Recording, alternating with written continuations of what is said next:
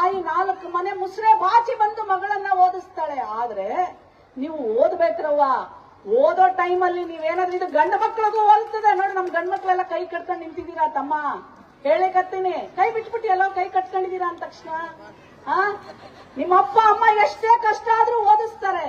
ನೀವು ಓದ್ಲಿಲ್ಲ, ಯಾರೋ ಒಬ್ಬನ ಹುಡುಗನ ಮೇಲೆ ಪ್ರೀತಿ ಆಗೋಯ್ತು, ಅಪ್ಪ ಅಮ್ಮನಿಗೆ ಹೇಳೋದಿಲ್ಲ, ಎಲ್ಲಿ ಹೋಗಿದ್ದಾಳಂತ ಗೊತ್ತಾಗೋದಿಲ್ಲ. ನಾನು ಆಯೋಗದ ಅಧ್ಯಕ್ಷೆ ಆಗಿ ಇಂತ 100 ಕೇಸ್ಗಳನ್ನ ನೋಡಿದ್ದೇನೆ.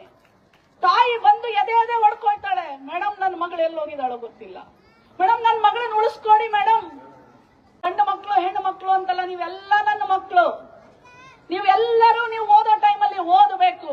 ನೀವು ಓದ್ರೆ ನೋಡ್ರಪ್ಪ, ಒಂದು ದಿನ ನಾವು ಕುತ್ಕೊಂಡಿರಲ್ಲ ವೇದಿಕೆ ಮೇಲೆ, ನೀವೆಲ್ಲ ಬಂದು ಕುತ್ಕೊಳ್ತೀರವ.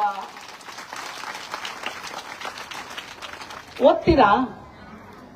ಓದ್ತೀರೇನ್ರೋ?